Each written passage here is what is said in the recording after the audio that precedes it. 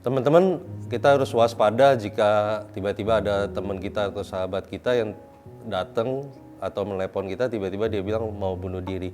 Memang secara psikologis kalau orang yang mau bunuh diri itu dia akan melakukan lost contact. Maksudnya dia tidak akan mau lagi menghubungi siapapun karena dia merasa tidak ada lagi yang bisa menolong kehidupan dia.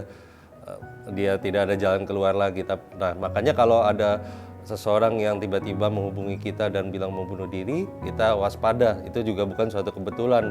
Tuhan mempertemukannya sama kita.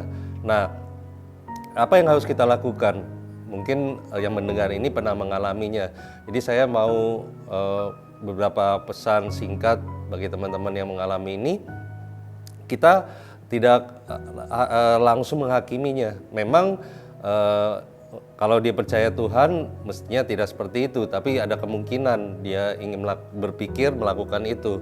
Nah, makanya kita tidak langsung menghakimi karena dia lagi down pasti secara mental. Dia membutuhkan kekuatan. Nah, jadi kita harus hadir sebagai teman atau sahabat bagi dia.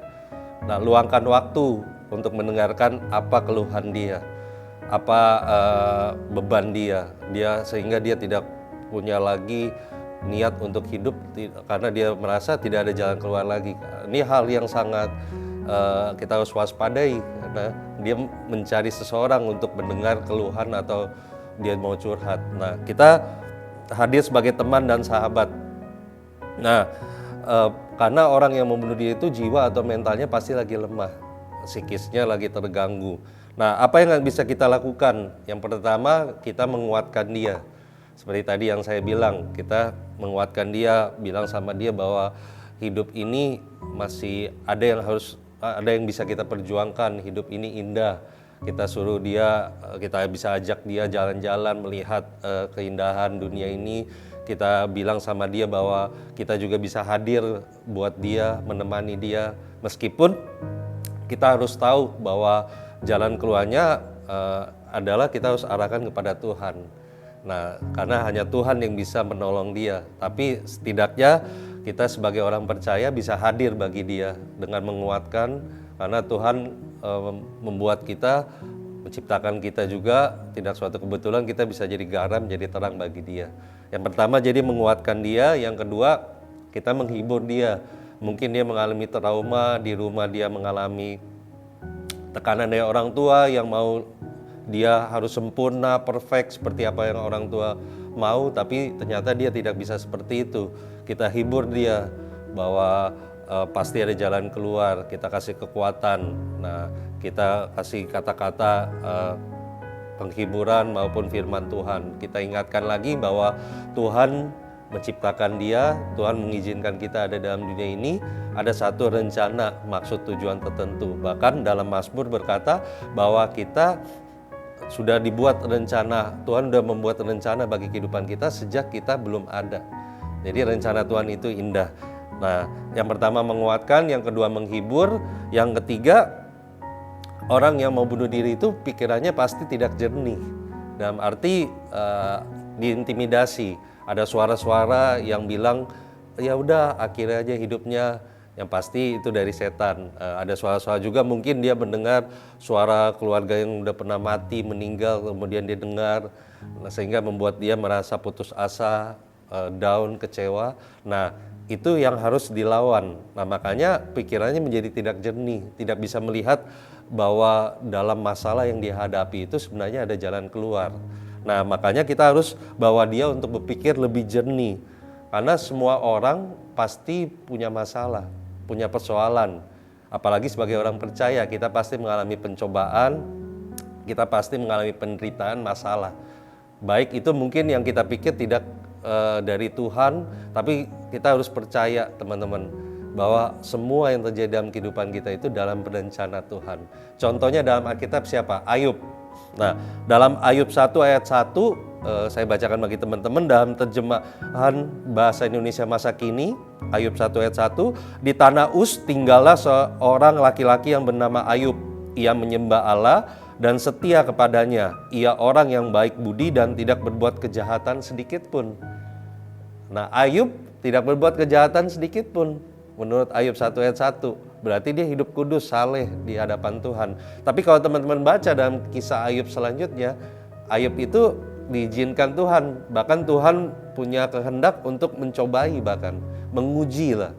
Bahkan biasanya kita bahasanya mengizinkan untuk Ayub mengalami pencobaan yang berat, bahkan anak-anaknya hilang, kekayaannya hilang, bahkan istrinya bilang kutukilah Allahmu dan mati saja. Nah, di situ mengalami pencobaan yang berat. Tapi kalau kita lihat, Tuhan yang mengizinkan semua itu terjadi supaya iblis juga mencobainya. Di satu sisi itulah ujian dari Tuhan. Nah, kalau kita lihat Ayub 42 ayat kedua, firman Tuhan katakan, "Aku tahu bahwa engkau sanggup melakukan segala sesuatu dan tidak ada rencanamu yang gagal." Nah, kita harus belajar dari kisah Ayub ini, bahwa dia ketika mengalami ujian, pencobaan, masalah yang berat ini, dia tidak mengambil keputusan untuk bunuh diri, mengakhiri hidupnya sebagai jalan mungkin satu-satunya yang merasa jalan instan untuk mengakhiri masalah dalam hidupnya. Tapi dia bilang ketika dia menang atas ujian itu dengan penyertaan Tuhan, dia bilang tidak ada rencanamu yang gagal. Jadi dia percaya bahwa semua yang terjadi dalam hidupnya itu dalam rencananya Tuhan dan tidak mungkin gagal.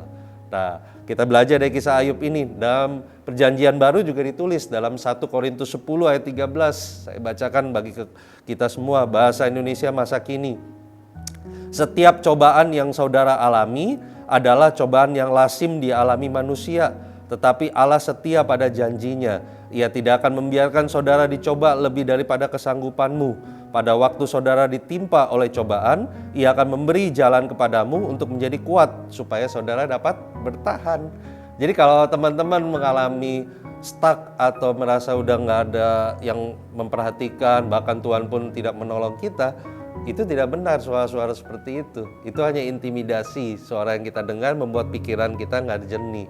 Firman Tuhan ini berkata bahwa cobaan, masalah, ujian yang kita alami itu semuanya lazim dialami semua manusia. Jangan kita berpikir dan berkata bahwa hanya kita yang mengalami seperti ini kok, hidup mereka baik-baik saja. Enggak, semua orang pasti mengalami. Meskipun ujiannya, masalahnya, persoalannya beda-beda. Tapi firman Tuhan katakan bahwa Allah itu setia terhadap janjinya. Ia tidak akan mengizinkan kita mengalami pencobaan yang melebihi kekuatan kita. Dia udah tahu kekuatan kita seberapa. Bisa menanggung beban masalah misalkan 100 kilo. Dia nggak mungkin kasih 110 kilo dalam kehidupan kita. Nah, sebagai orang percaya kita harus mengerti bahwa hidup kita itu dalam genggaman Tuhan. Nah, yang terakhir saya mau bagikan Roma 8 ayat 28 dalam terjemahan sederhana Indonesia. Firman Tuhan katakan, "Maka yakinlah bahwa di balik segala sesuatu yang kita alami, Allah bekerja mengatur semuanya itu untuk menghasilkan kebaikan bagi kita yang mengasihinya. Sebab kita adalah orang-orang yang sudah Dia pilih sesuai dengan rencananya." Jadi di balik segala yang kita alami, tidak seharusnya membuat kita mengakhiri hidup kita. Tapi kita harus percaya bahwa semuanya itu untuk mendatangkan kebaikan bagi kita. Jadi kita harus bisa menjadi teman atau sahabat bagi dia, meluangkan waktu menemani dia, mendengar keluhannya, menguatkan dia, menghibur dia, dan kita harus membawa dia untuk berpikir lebih jernih dari sudut pandang firman Tuhan atau dari sudut pandang Tuhan.